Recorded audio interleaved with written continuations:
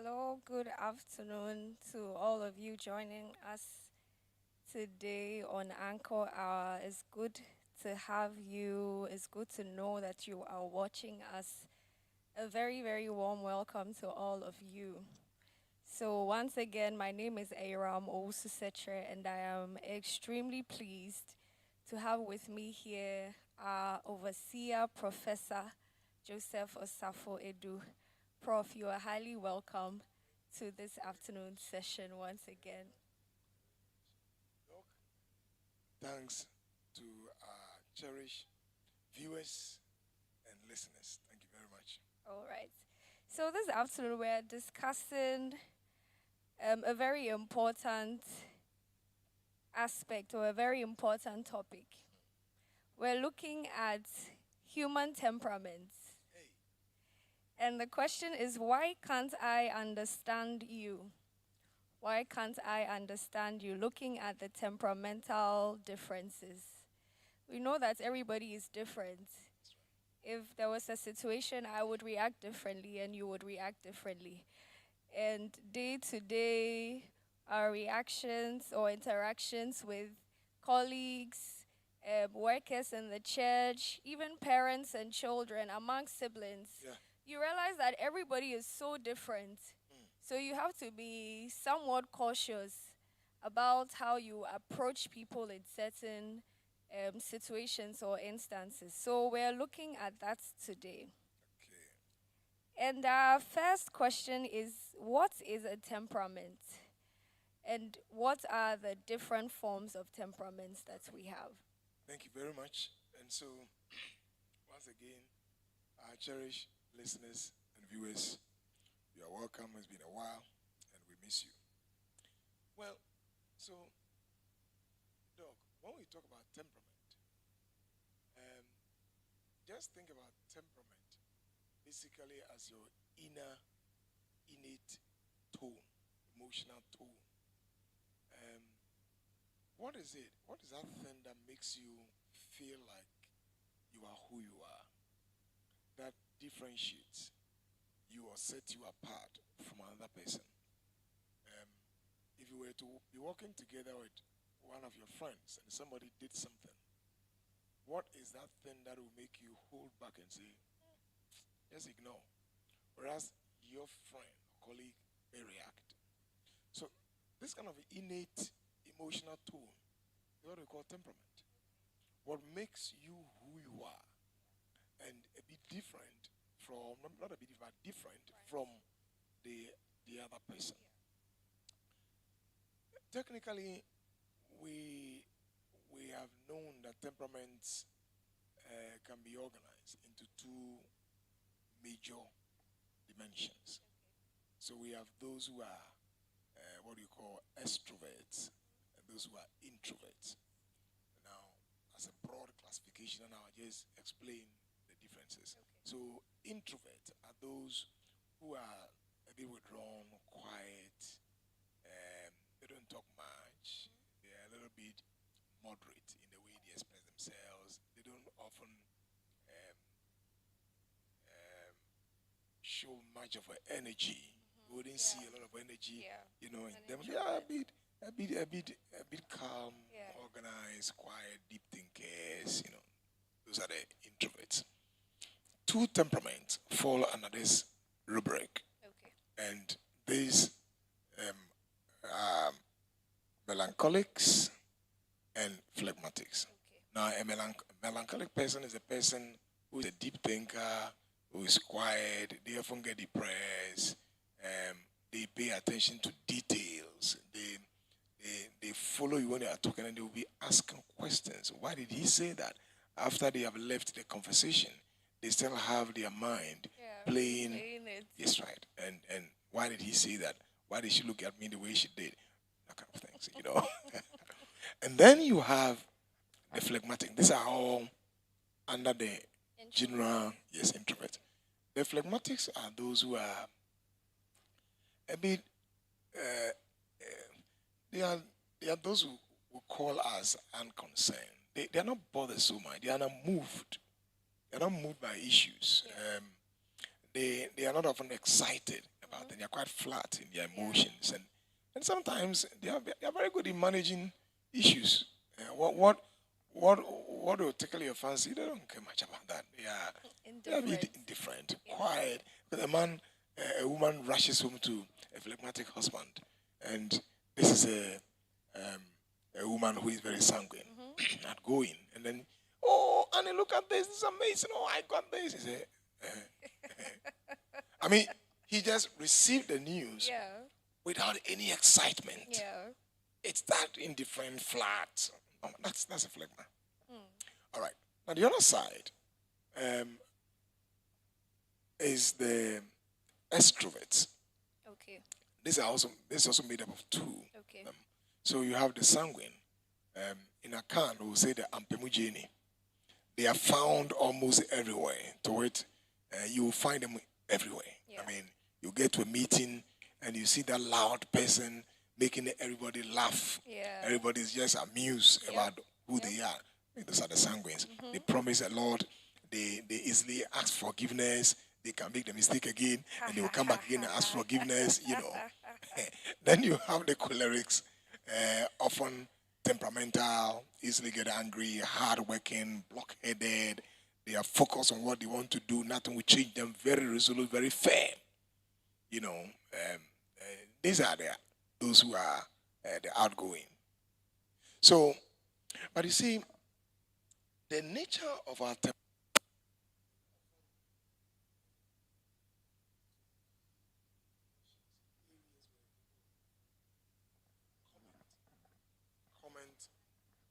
They will comment on. It's often when it comes to the area of the intensity of the emotions we show or we express. And then not only that, but also the kind of anxiety and how you will manage this kind of emotions. So sometimes someone will tell you, well, I know all of us have emotions, but the way sometimes she behaves or he behaves, I'm surprised. So you're talking about intensity about it. So that's what we call emotional regulation. So generally, all of us are born with temperamental specifications. And we make choices. In fact, it influences our choices, our taste, our desires, our preferences. Temperament are powerful. And they are often very closely linked to your biology, your genetics. But as we move on, we'll understand how you still can work, although they are strongly related to your genes and your biology, how you still can work around it. So that nobody says, well, I'm caught up in this, I'm stuck in this particular temperament, and I don't know what to do. I simply don't know what to do. My temperament is bad. There is no bad temperament. It's all about how you manage yourself.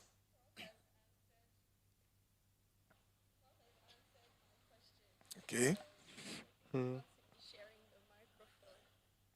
Yes, so you've answered so many of my questions. My next question was going to be, how do temperaments come about? So am I born with it? Am I taught to have a certain temperament? Okay. Do situations, my parents, as I grow up, are my temperament shaped? Or am I born with a fixed temperament that I end my life with? Thank you very much. Temperaments, everyone is born with a temperament. In fact, when a baby is born, you can see, you get to a room where there are babies, and it will amaze you that the differences are clear. Yeah. Some of them, very exciting. You just play with them and they are grimacing, and they're almost smiling. And there are others that will look at you. There are others that are a bit timid. And when they look at your face, they want to cry. They want to just, they'll be screaming. So right from birth, temperament is biology. Okay. So it's biologically determined. But it's not only that. Okay. Temperament can also be influenced by learning. Okay. So, see, if you when you were growing up and you began throwing tantrums and you began in quote, misbehaving. Your parent wanted to socialize you to belong to a certain conduct category. You cannot act this way. Now, these training options that your parent took you through shaped your temperament. So, temperament is also influenced by experiences. And here we're talking about, for example, learning. We're talking about socialization. We're talking about even some negative experiences. You grew up at a place where you were exposed to trauma, distress. When you were about 16, 17 years, you began experimenting with love and somebody broke your heart.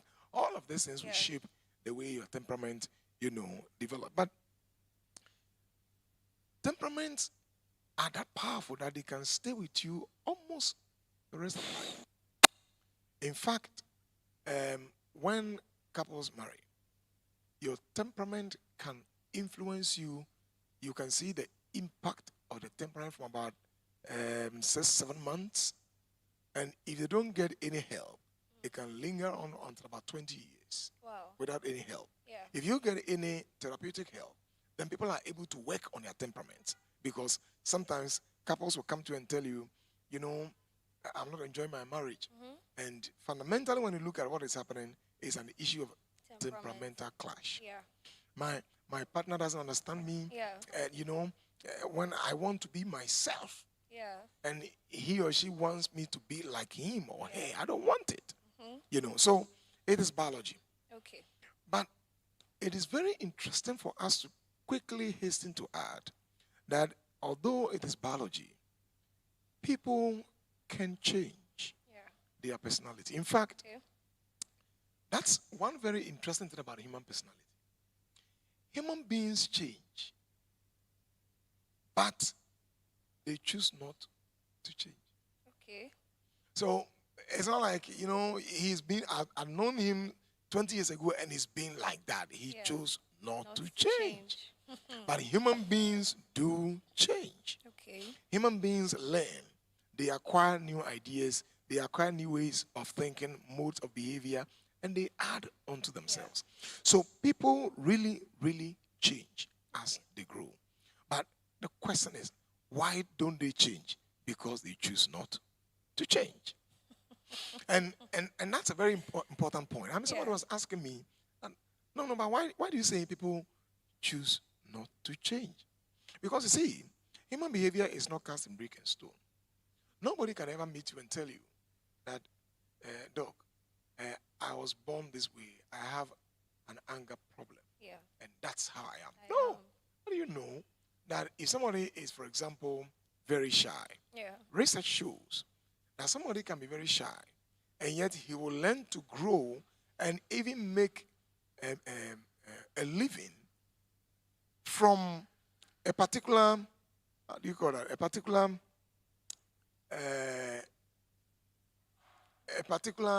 I want a word to describe it. He can make ends meet from a particular profession. That is contrary to his shyness. to his shyness. People are very shy, and yet they have become politicians. They've learned how to talk. They've learned how to engage with others. So then, human behavior is a complex one. And one is careful not to say that people are shut up in certain biological prisons. It's not true. They change. Otherwise, as Christians, you cannot be talking about getting born again. Because if somebody is born a particular way, he stays like that for life. And I think it's an important point to stress. Yeah, that's true. Prof, when I started working after school, I've seen myself in some of the temperaments you've met. I'll not name it, but I've seen myself. And there was one of these old nurses, and she called me one day. She said, "Madam, you're not humble." And I was shocked. And I said, "Okay, mommy, please, why?" She said, "When you come to review your patients, you don't chat with the nurses. You just see your patients and you leave. And you're not humble." And I was shocked. In fact, that day I went to cry because she said she was going to report me and all that. And it came to me that I may not be someone who wants to chat when I go to work. I just want to work and go. But socially, You realize that you need those yeah, skills to relate. exactly. Hmm? So, And it's yeah, a very important point you have raised, because sometimes people will tell you, me, that's how I am. yeah, And that is not true. yeah, Anybody who is watching us this afternoon who tells himself or herself, that's how I am, please, you have to rephrase that. yeah, That's not what you are. yeah, In fact, Doc, if that's how, if we believe in that, then none of us should be walking by now, and none of us should be talking by now, because when we were born, we couldn't walk, and when we were born, we couldn't talk. yeah, But we have acquired language, we have acquired speech, we're able to talk, and even that, exactly. when you start talking, we still socialize you on particular words, Yeah, what to do, what to say, how to carry yourself about when you meet someone, how to greet particular, yeah, these are called registers, particular exactly. words to use in Yeah, particular places. So you can say, that's how I am. yeah, And again, much as the comment came to you as a very strong one, yeah, the point, the person maybe didn't know the best way of just telling you that, oh, madam, you have to learn how to, yeah, chat and yeah, relate. yeah, She was just referring to social skills. exactly. How do you acquire social skills? How do you attend to your patients with nurses and other matrons there, and then you attend to the patient and you leave?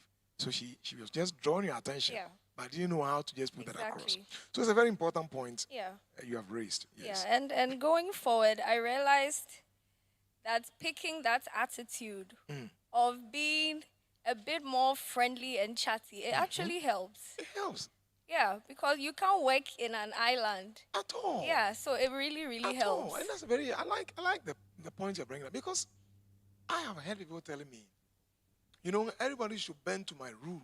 Yeah, Nobody will bend to your rule. You live together with human beings. yeah, And you see, when you start telling people that this is who I am, they also have a right to redefine their relationship with you. with you, exactly. So don't get hurt when Yeah. you find everybody is moving away from your social space, Yeah, because you told them yeah. that this is who you are. Take me or And leave me. yes, and yeah. they don't feel comfortable Yeah. with the way you behave, and so that's fine. If this is Yeah. who you are, let me redefine my relationship with you and move on. Yeah, It's important we acquire social skills and understand that our temperaments are not cast in brick and stone. Our temperaments can change. okay. And in fact, today we know that under guided therapy, human beings can alter their personality. Okay.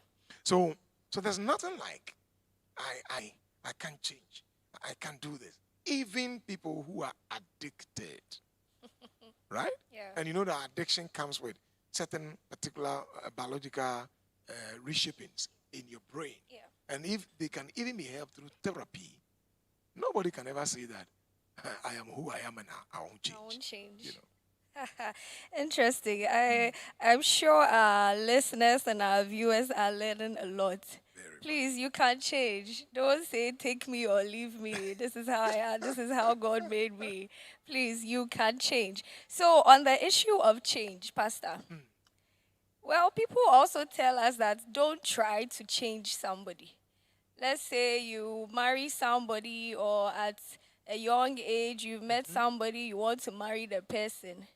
You want the person to mold and be malleable to certain things that suit your temperament. And the person also expects you to mold, or even in your job, you and your boss, or even in the church, your Okay. co-workers or parents and children. How much change is too much, and how much change is permissible? And when is somebody being unreasonable when they want you to change so much to fit their temperament or perspective? Okay. So, first, nobody should ever have at the back of his or her mind that I want this person to be like me as a condition for living together. It doesn't work like that. In fact, research shows that what actually attracted you to the other person was because the person was different from you, not because it was similar. Yeah. Interesting. But the interesting part of it is that usually you want somebody to fill the gap in your life. Okay. So you may be in the high energy type, Yeah. jumping left and right, and you want someone who is very calm to Okay. just cool you. Or the opposite, you are the cool type, and not someone to just come in there and hype you up and get you in the mood. Yeah, some energy. Yes. But the idea is not so much of wanting to have someone become exactly like you. It's not in the exactitude of getting somebody to be like you. It's in getting somebody who suits, who fills a particular gap. Okay. So the first point is that you make a mistake in telling others that, or in telling the person, I want you to be like me. It doesn't work like that. Number two, that is not to say that the person who is seeking to be in your company must equally say that, well, I've just heard that you can't change me. So I want to be who I want to be who I am. So you better take it or leave it. No. Leave it. The one who wants to be in your company is also looking forward that you will also fill a gap in his or her life. Yeah. So then, that person must also be ready to compromise. Yeah. To say, what can I learn from this partner of mine? Yeah. What is it that I have to add on to my life? So the Bible says that to your faith, add. Yeah. So to what you have known, add.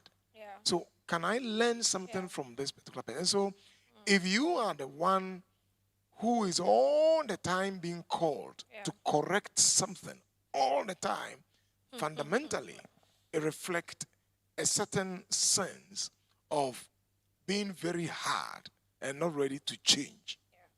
And you see, when people are asking that change, they are not calling on fundamental change. Okay.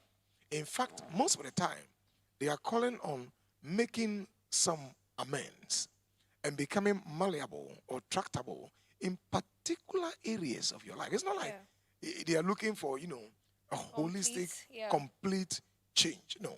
For example, some people may be asking their partners that sometimes you get reactive. I like you to just relax. When there are issues, take your time and let us discuss. That's all they are asking from you. They are not asking that fundamentally you should alter your temperament. Yeah. Sometimes it's about your choice of words. Okay. That when you get angry, you fly off the handle. Yeah. Any words that come to your mind, you utter them. You utter them. And he's saying that, look, when you get angry, just relax. Don't get overworked. You say, hey, you're not happy. Sometimes he's a gentleman. Yeah. And, he is reading meanings into so many things. Maybe he's, for example, a melancholic, deep thinkers, all the time trying to go through and analyze issues. And so after you have had discussions with them, they just go back and they regurgitate what you did say. And the partner tells you that, look, I think that take things on their face value. I didn't mean all of these things. Yeah. You are prying too deep into this. And then he says, no, you can't change me. No, that's not the point. So you see, you have your global self. Yeah. And then you have specific areas of the self that need adjustment. Okay. We are not asking you to make changes in the global self. Okay. We are asking you to make changes in specific areas of the global self. Yeah. If you want to be able to live with another person, that is what we're expecting you to do. Okay. So that's number 3. Okay. Then the fourth point in this is that, you see, yes, we can change people. But we are not also expecting people to remain the same the rest of their lives. We want to see that this is Doc. We've known him to be like this. But over the period, wow, he's changed. I mean, you look calm, I am a choleric person, for example. Okay, really? But yes, you see, you are surprised. I'm a choleric. Yeah. And when I was growing up, all my friends who didn't see me beyond age 16 still have a certain perspective. Different picture. And a picture of who I am. Okay. Very hot-tempered, hard, strong. Aggressive. My energy is still there. Yeah. But my aggressive nature is completely toned down. Because as I grew up in, you cannot continue to be aggressive all the time. Yeah. Sometimes it pays to be silent. As we often say, silence is golden. Yeah. You don't need to have this dog-like, type of temperament all the time backing at the issues. No. Yeah. Sometimes you have to be more of like a cat. You look at the issue, you just walk away. You don't need to be talking about certain issues. And I've learned a lot because by age 16, I'd had a pastor who did an analysis of my temperament and told me who because I was a very hot-tempered young man. And I began working at it, what they call spirit control temperament. Okay. Everyone should get Timolai's book on that and read. Okay. Your temperament was given to you by God. But the Spirit of God can control the temperament. Exactly. And Paul was a choleric person. You could see. Yeah. But God controlled that. Yeah. At a point, he sacked John Mark. Yeah. But years after, he said, bring John Mark to me because he's useful for me in ministry. Yeah. He's learned his lessons. That you don't throw people away. So you too, don't think that this is me. I have come into this relationship and marriage, and my partner, I want you to understand that this and that and that and that, I won't change. You can't talk that way. Yeah. You can't tell your partner that you would have to. Yeah. And Doc, I have repeatedly said elsewhere that whoever you are, marriage will challenge you. You can be the one who calls fire from heaven. Elijah-like anointing. You can be the one whose bones can raise the dead. Elisha-like anointing.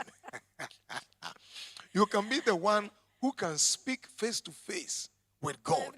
Moses-like anointing. Marriage will challenge you. And we have to just embrace that reality. That when I'm coming into marriage, I'm coming in to coexist, to build a life, to build a future with someone who does not necessarily share my temperament. And if I really want this marriage to work, I must be ready to have a malleable mind, a mind that is plastic. It's ready to be bent. I'm not talking about bending certain values, but ready to make changes in the way you behave, in the way you act, in the way you talk. And oftentimes, your partners are asking you to improve. I mean, it's about improving your speech, improving your relationship, the way you spend money, the way you dress, the way you relate to your children. Who doesn't want to be improved? You want to improve on your life.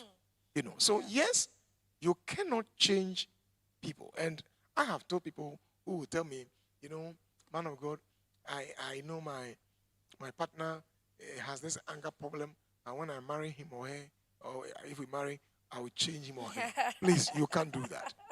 You have to tell your partner to work on himself or herself. Yeah. It's not your business to change the person. That particular anticipation and aspiration that you want to change may not work, and you will feel very, very downhearted. We're learning a lot today. I'm learning so much. I hope you're learning so much too. So, Pastor, we've mentioned two broad umbrellas. That's the introverts and the extroverts. And then under each, so under introverts, we have phlegmatics and melancholics. And then under the extroverts, we have the sanguines and the cholerics. That's right. Can I have all of these? Oh, what is the maximum? That's a good one, eh? What is the maximum that I can have? Ooh. Can I have all of this? Yeah. Okay. Let's try and explain this. Okay. So first,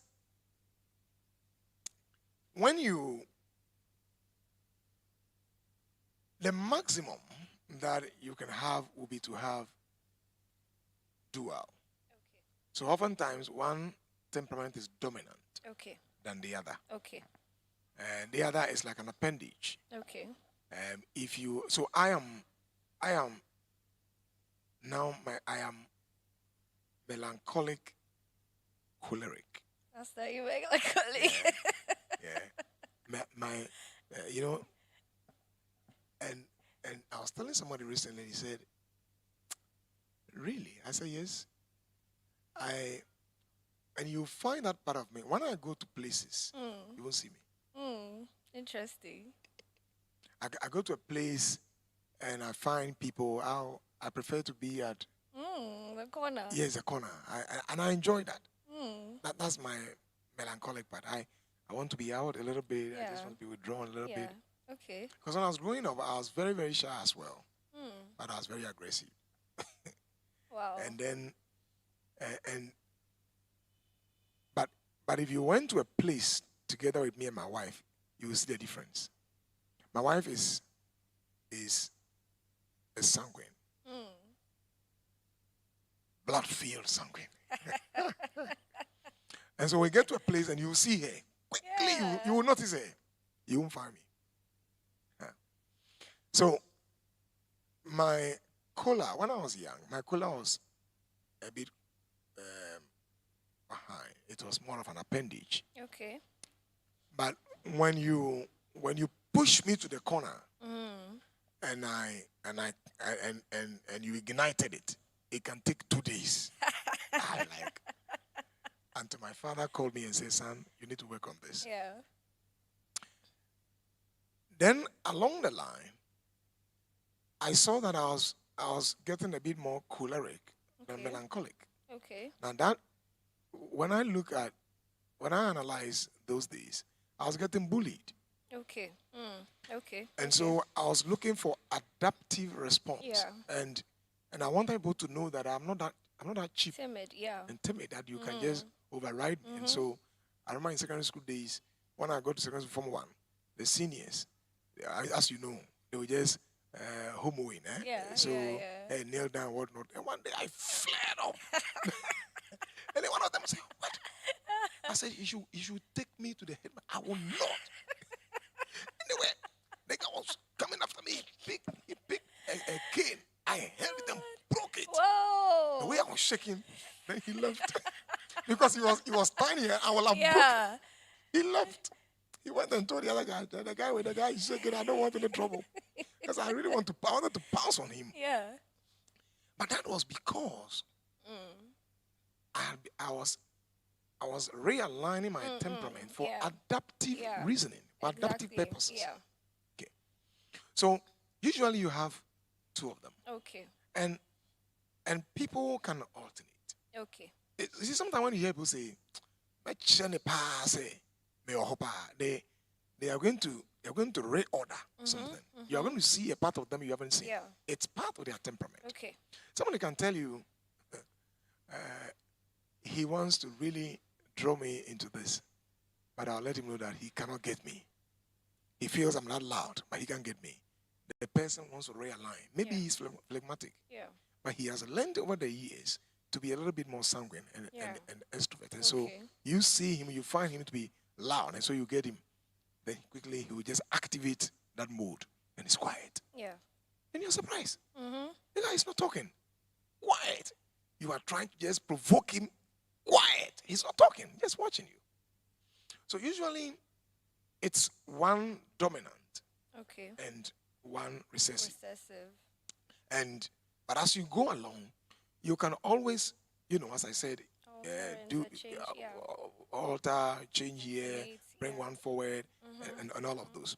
And another quick point in this regard is that, so sometimes if people have a problem noticing or identifying your temperament, it means that you have been so well in regulating it that it's been difficult for others to know that this is Aram's temperament. Sometimes you cry. Sometimes somebody asked me one day, say, "You look like you are sanguine." Then he said, "Until I met you one day when somebody was misbehaving and I saw, you are choleric." Yeah, choleric. He was confused. Yeah. And then he said, "Then one time too, I was with you somewhere and then somebody was talking. You just walked away." Okay, maybe spirit controlled. Yeah. And that is a fruit of the Spirit. See, the fruit, the Bible says that, and against such there is no law. Yeah. In other words, the fruit of the Spirit can help you mature and regulate so well your emotions But sometimes it's so difficult for somebody to just see the exact kind of temperament you have. Yeah. Because you have risen above human law. The Spirit of God is helping you to control yourself. Even when you are very angry, you can just walk away, just spend some time, think through, and then just get better. So that's what I can say about that. Amazing, amazing. So you always have a dominant one and a recessive one. That's right. And based on situations, challenges, one can resurface, one can go into the background, That's and right. then so and so and so. Great. Pastor, I want you to address parenthood. Okay. If you have 2 children or 3 children, how do you make sure that you are bringing them right, addressing them right, to suit the different temperaments? So I say, why aren't you like your sister? Why aren't you like your brother? Yeah, always this way. Yeah, always this way. Very good So point. I want you to address that issue. Very, very good point. And that's a mistake we often make. A few days ago, I was talking to someone, and I said to him that the problem we have is that we always want others to fit into the mold of other temperament we feel. Okay. And that's dangerous. Yeah. Usually, when you find a particular temperament comfortable, it's because it resembles your own. Okay. So you feel comfortable with it. Yeah. I mean, I've seen people who tell me, maybe you'll be eating them in Yeah. to wait somebody who is very quiet. I don't like it. Yeah. But how can you be there and be quiet? I mean, it's because that person is outgoing. you are outgoing and you enjoy. You think that everyone should be like you. That way. The variance and the variety we see around is because in the wisdom of God, the world cannot be ruled by just a particular temperament. God has various sides and dimensions. Okay. So as parents, what you have to do is to identify that this particular child of mine has a different temperament. Look, I got a parent who told me one day, I'm getting challenged by one of my sons. I said, why? He said, on Ferrini Penim, to wait, he doesn't care how he addresses people. All my other kids, when they are coming to you, that they want to use some kind of, means of getting to you and talk to you, but he will speak to you straight. Plain. Plain. Daddy, what you did, this was wrong. Yeah. I mean, you should have done it A, B, C. I don't think I like it. Please, I've told you. And he said he doesn't like it. So I challenged him. I said, listen, your boy is telling you that there are various temperaments. And he's telling you that there are other sides to issues. So if you don't like him, and you don't like the way he speaks to you, you can always call his attention. Yeah. And say, son, you have a point. But the way you put across, I don't like it. Yeah. That's all. Yeah. It's about you can't tell me that you want your boy to be like the others. It doesn't work like that. There's still a way of being upfront in telling people what you don't want. You want to draw the attention. There's a way of being frontal and still respecting. And so parents should know that. First, you should observe your child. Okay. Secondly, respect their unique features. Okay. Some of them are shy. Of course, there is what we call pathological shyness. The child is overly shy. You help them. Yeah. You guide them. You don't have to be shy. Just talk. Yeah. You don't tell them now they were born and you don't know anything and look at you. No. Yeah. Okay. Then number 3, avoid comparisons. Why is it that you are not like your sisters? You can only compare when on some positives. For example, when one of your children is working hard to change a particular behavior. So, for example, he doesn't know how to talk. He opens his mouth and words are flying from everywhere. Then the child is learning to talk. Yeah. He's learning to converse. He's learning to respect in his conversation. Yeah. Now, if you are drawing your other child's attention to that, that is a very good comparison. Okay. You're just asking him that, look, Yeah. your brother is learning, and I want you to just follow suit. Yeah. That's fine. Okay. But don't be comparing on particularly unique qualities. Okay. This one is very loud. Mm-hmm. That one is a bit withdrawn and Okay. quiet. And you say, you want the one who is quiet To be loud. No, it cannot be. Or you want the one who is loud to be quiet. It cannot be. You can teach both of them to acquire some amount of being loud and some amount of being silent. Life flows on various dimensions. Then the fourth thing is that be careful not to reward one child over the other.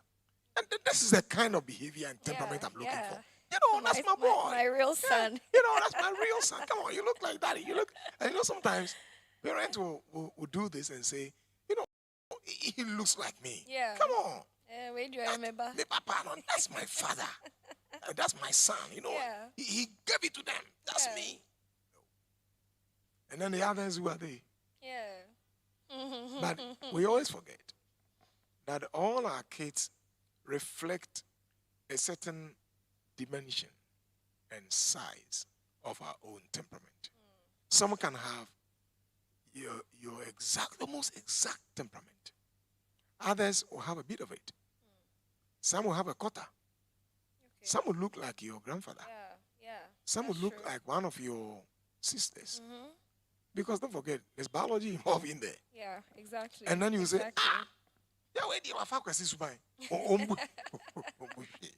so we need to apply these principles. And sometimes we also need to just call our children and converse, communicate. Son, this temperament of yours is unique. I mean, sometimes the way when you are angry, you can talk, you can articulate your views, you can make people understand what you are saying, and you are loud. It's fine. I mean, that's who you are. But you see, we learn in life. Yeah. And there's a way of saying what you said to me in another way that would have offended me. Yeah. So I want you to just simply, next time, be cautious. Exactly. What you have done to him or her is that you have told him or her that I am affirming fundamentally that I don't have a problem with your temperament. But I'm equally challenging you. This temperament and these dimensions of it need censoring. You must censor those aspects so that people will feel comfortable relating with you. So you haven't fundamentally, underrated and, run him down. Yeah. But you have been very fair and firm that I affirm these unique qualities. But I still think that there are aspects you must address. Interesting. I am sure our parents listening are picking one cue on another. And even if you are a child, daughter or son, I hope you're also picking a cue or another. Prof, let me ask. I've heard people say so many times, change your temperament. Is there a that is bad? And is there a temperament that is good? No temperament is evil. Okay. All the temperaments reflect the complex nature. Okay. Every temperament is divine. But every temperament has a weakness. Okay. And we must simply address those weaknesses. Okay. And that's where the issue is. Yeah. So people come into the marriage, like I said earlier on, and say, I will not change. God gave me this temperament. I enjoy it. If you're not enjoying it, that's your problem. That's where the issue is. For example, if you look at the sanguine, let's look at a few things about them. If you pick a sanguine for example, a sanguine is they are positives. Let's look at some of them. Okay. So a sanguine is playful. A sanguine is impulsive. A sanguine is constantly active. Okay. Always optimistic. In fact, they can really inspire hope in you. The sanguine is a type who will tell you, you want to die because of Yeah. I mean, they really can whip up a hope in you. They have a good sense of humor. you will really enjoy their company. Their company, yeah. They really can make you laugh. And they are very entertaining. You can get very amused. They are very expressive. They are very affectionate. Okay. I mean, they found you very sad, and the way they will hug you. Yeah. Oh, I'm sorry.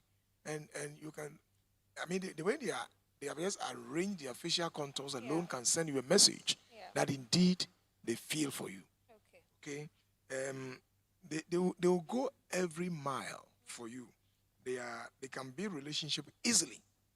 Okay, they are very trusting. They can encourage people to work together. They can leave a very good impression on you. I mean, the guys who was that? I mean, and you, guys, something. The lady is something. You want to look. What was that? You know, they are comfortable to talk to. They easily broker a friendship. Okay. They don't struggle at all. Yeah. But if you look at the other side of them, the negative, the negative side. Sometimes let's hear it. they easily can break, for example, promises. They are not very stable. Yeah.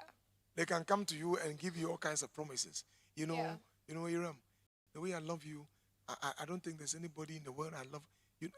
And the way they can talk, because they have control over words. Yeah. You can see that they really genuinely mean it. But the next time they come, Iram, I don't know what came over me. I'm wondering, I don't know. They can move from one relationship to the other. To another. One major challenge of them is that they are oftentimes indecisive. Okay. Indecision. Decision is a big issue for them. And they can promise you several times and fail. But if you are looking for people who can really inspire you, they are. It's the sanguine. And if they are leaders, they can really be very inspirational. You may not like what they do, but they can really inspire you. And so people sometimes feel it difficult to move away from them. Yeah. The speeches they will give, yeah. Some ways are oftentimes very spontaneous. Okay. So they can surprise you. Yeah. I mean, out of the blue, and he does something. This guy will kill me. And so, okay, let me just forgive and go back. Then you come, oh, no, I don't know. Yeah. You have to pray for me. I don't know what. That's their problem. If you look at the phlegma, for example. Okay. The phlegma, their orientation in life is more of, they also have a little bit of, they are opposite the sanguine. They are completely opposite the sanguine. Okay. And they are very much service oriented. Okay. Now, a phlegma is not proud. Okay. They can stoop so low and do anything you ask them to do. Very loyal. You can come out in the marriage and say, hey, me, I don't want a marriage, and they'll be looking at you. When you finish, say, are you done? They say, well, I am not divorcing you. Yeah. So if you want to divorce, go ahead. Go ahead. But I am not divorcing you. And they are easygoing. Phlegmas are easygoing. They are calm. They are unemotional. You will not get a phlegma, through it. No. They are very calm. They are very agreeable. In fact, somebody described them as fiercely loyal. Fiercely loyal. Wow. Fiercely loyal. But you see, they can be very indecisive as well. And usually, they can allow others to influence them. If you have a phlegma husband and you are a choleric, you should keep an eye on them. People can influence them easily. Yeah. Somebody can talk to them, oh, this is nice. Oh, especially when they meet the sanguines. They can influence them very much. Oh, let's try you. I know. Oh, they'll follow them. You're in trouble. They are oftentimes up to others. Okay. But once they warm up, the heat is on. Yeah. They stay with you. Yeah. And once a relationship does not break, they are not going anywhere. Yeah. When you look at the melancholic, for example, their orientation is quality and detail. Okay. Very, very detailed. They are obsessed with finding what is right all the time, being right. They want to make sure. So they are oftentimes perfection driven. Okay. And that's why they get depressed. They just want easily get it. They want everything to be done in a certain way. Yeah. You know, they follow rules. You will never get a melancholic breaking a rule. Oh, you say it should come at 2 the other. Yeah. Very much. They can be very cautious and tentative, especially when they are in unfamiliar zones. Okay.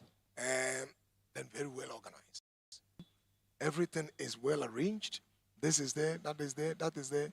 Go to a place, the room of a sanguine. The shoe is there. The sock is hanging here. Everything scatter. Oh, you know, but I mean, some of their problem is that sometimes they are extremely private. Okay. And they can be very anxious. These particular people, they rarely live in the present. Okay. They rarely live in the present. Often very conscientious, and can be very suspicious. All the time thinking about this person. I can't trust him. Trust issues. They are very slow to trust others. Now, if you look at the cholerics, for example, their orientation generally is they are often quite extreme in certain things, and they are resource. Okay. It's about getting things done. Yeah. So if he's a husband at home, he gets up in the morning, off to work, and he wants to make sure the house, there's food, he's paid school fees, he's building. So those are the guys who will tell you, what's the problem? Am I not feeding you? Yeah. My husband, you're feeding me. Am I not buying clothes for you? My husband, haven't I bought the car for you? My husband, you bought the car for me. Yeah. Don't you have a place to live? Yeah. I have a place. Money. But I want you. No, but I have to work. Yeah, okay. Right. Okay. And just 2 more things, we're done with them. They are strong-willed. Okay. They are very independent. And once they make up their mind, you can't change them. And that's often the problem for their wives. They will tell you, or their partners will tell you, I can't change my husband. Yeah. It's difficult to let him just pull out from the boss and take things. Change his mind. Yeah. They wouldn't listen. They have a quick mind. They are very direct, frontal. You know, he will tell you, I don't care who you are, boss. I didn't like the way you talk to me. But their good side, they make good goals and stick to them. Okay. They are they can face opposition head on. No. Nobody can threaten them. They will come and deal with you, and they will come and say, "My God, deal with him. Case closed." But I don't know that the dealing has consequences. Yeah. You know, they are very creative, and they are very steadfast in their ideas, and in fact, one thing about them is that they can be compassionate, but sometimes when they want the results, they don't care what happens. Yeah, they can be brutal. Yes, very, very brutal. They can be domineering, very opinionated, and then they can be very domineering, dominant, will never get your way. Now, somebody has asked me this final question. Are there best temperaments for marriage? My answer is yes and no. Okay. No, because people can learn to coexist. Okay. Yes, because sometimes some people's temperament naturally wouldn't create or generate excessive emotion or emotional reactivity. For example, when a melancholic and a phlegma, when they marry, there may not be emotional reactivity. Yeah. They are calm. But when a melancholic and a choleric, they marry, in fact, the choleric can break the melancholic person. They can drag them until they break them. If the choleric doesn't care about it, he's moving results. And yet this is a person who pays attention to details. Yeah. Every word you say, they will analyze it. And like the choleric doesn't care. So actually, it's not about pairing this can marry that, that can marry that. It's all about readiness to learn and to change what ought to be changed. That was actually my last question. Oh, really? The role of my temperaments in choosing a Ah. spouse. So let's say, Aram, where do you naturally lean towards? Are you a bit melancholic, dominant, melancholic? Then of course, if you want somebody to excite you, you are not going to go for a phlegmatic person. Yeah. You want somebody who can Yeah. make you smile, laugh, get you amused, a little bit happy, because a lot of the time you are in yourself. So you want to break out of shell. Then you need somebody in the extroversion side. Okay. Sanguine or a choleric. But then again, you can get a choleric who is very polished. Okay. He can be very angry, but very much moderate and well managed. And I've met people like that. I remember I did a training somewhere, and when I finished, I saw a couple following me. As soon as I met them, I knew why they were coming to me. The woman is choleric. I mean, it even shows in the way she talks. Yeah. She's a fast talker. Okay. She speaks a lot of action. There's a lot of energy when she's talking. You can see the nerves. I know when the veins. That's right, when the veins showing on the neck when she's talking. And she talks a lot. Oh, boy. And then the man is very quiet. A few words. So when I ask the man, yeah, which of you say, oh, I know, I cannot. I mean, because the man, he had nothing to say again. He said, that's exactly what you have heard. I mean, I don't have anything to say. Then the man told me gently, he said, say, we have been married for 24 years. My only challenge, that's how I speak, my only challenge with my wife is that sometimes she's so overwhelming. And I have told her to calm down. Wow. Then when the man was talking, the way she was looking at the man, when he finished, he said, you know, but the good thing about their relationship is that they have had peace. But they attended this program because the man said he feels that the woman is, how do you call that, medical doctors, she's reaching menopause. Okay.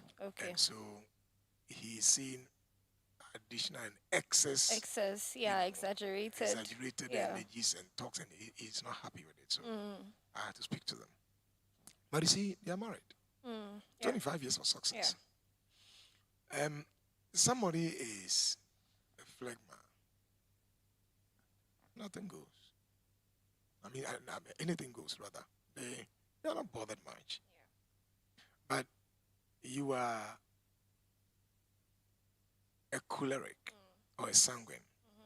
You want somebody who, you want your man to be very exciting. He should lead you. You know that he's good.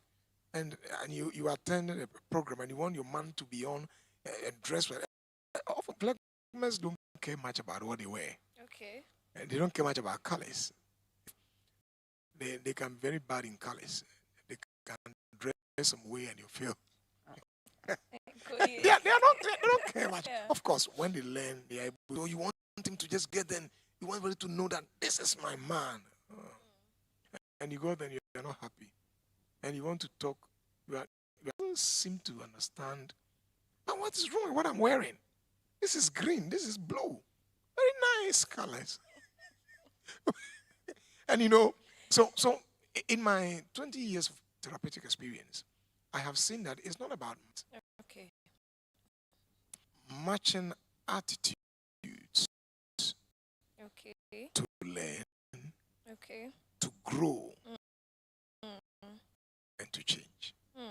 Matching attitudes to learn, to grow and to change. So if people are ready to just learn, grow, marry anybody of any of this temperament. Wow. Such an insightful session. Learning to grow, to change is one more.